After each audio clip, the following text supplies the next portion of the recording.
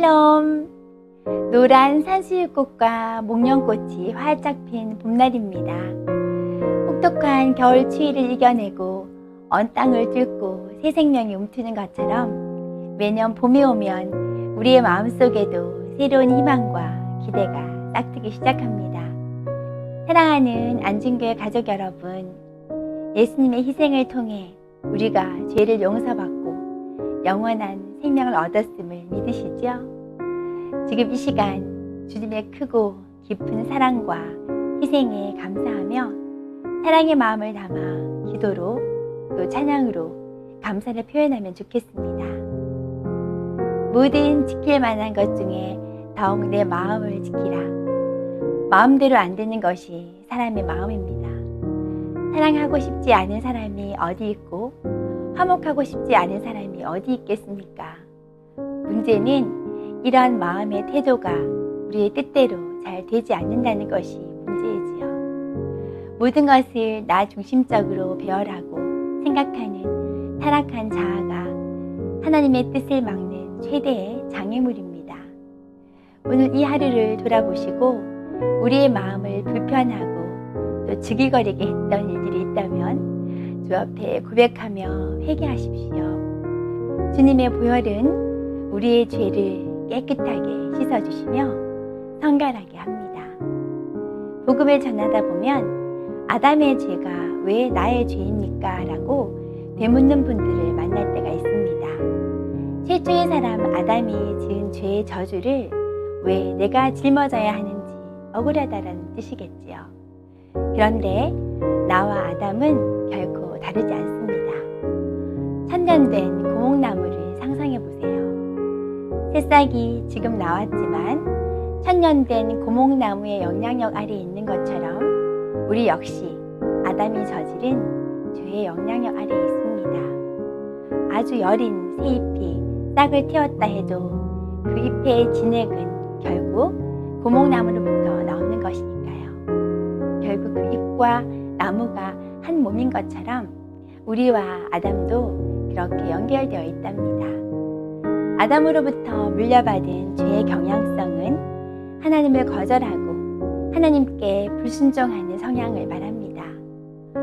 저 역시 믿음으로 살고자 결단하면서도 제 안에 하나님을 거역하고자 하는 아담과 동일한 본성이 있다는 사실에 문득문득 놀란답니다. 그래서 우리에게는 예수님의 보혈이 필요합니다. 종교개혁자 마틴 루터는 성경을 짜보아라, 피가 나올 것이다. 구약을 짜면 짐승의 피가, 신약을 짜면 예수의 피가 나올 것이다 라고 말했습니다. 우리 몸에 피가 없다면 생명은 없는 것입니다. 사람의 몸속에 혈관의 총 길이가 10만 킬로미터인데 지구를 2바퀴 돌고도 반 바퀴를 더 돌 수 있다고 합니다. 그뿐만 아니라 우리의 몸은 1초에 500만 개의 신생세포와 노화세포가 새로 태어났다 죽는 과정을 반복한다고 합니다. 하나님이 우리의 몸을 만드신 것은 신비로운 생명의 역사입니다. 이 생명을 유지하는 데 매우 중요하게 작용하는 것이 바로 피입니다.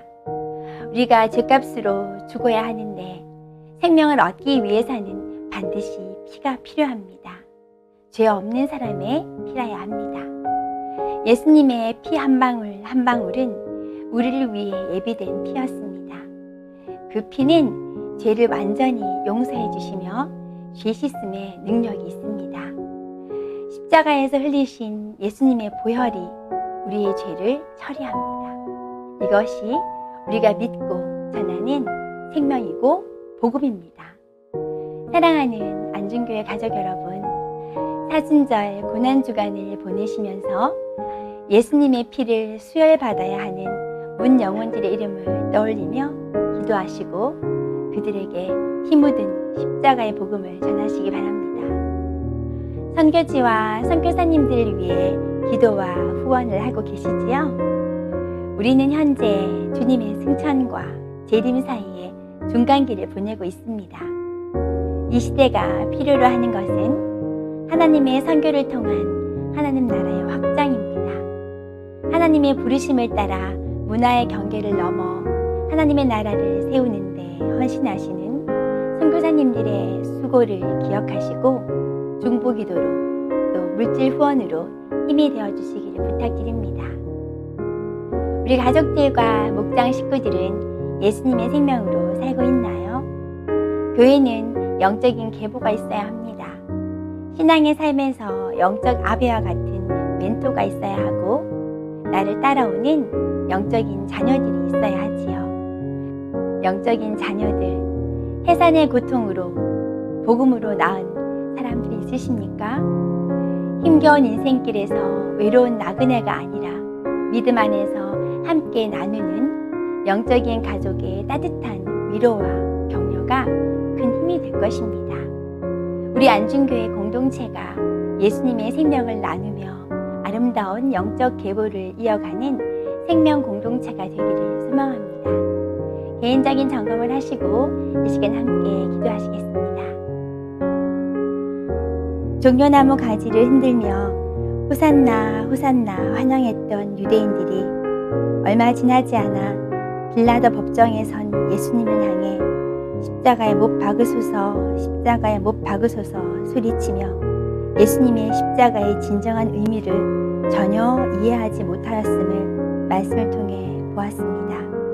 아버지, 고난주간을 보내면서 내가 믿고 싶은 예수, 내가 원하는 예수가 아니라 성경에서 말하는 예수님을 바로 알기를, 그리고 하나님 아버지의 마음을 알고 그 뜻에 순종하는 믿음이 되어지길 기도하오니 성령 하나님 진리의 빛으로 우리의 속사람을 비추어 주시옵소서.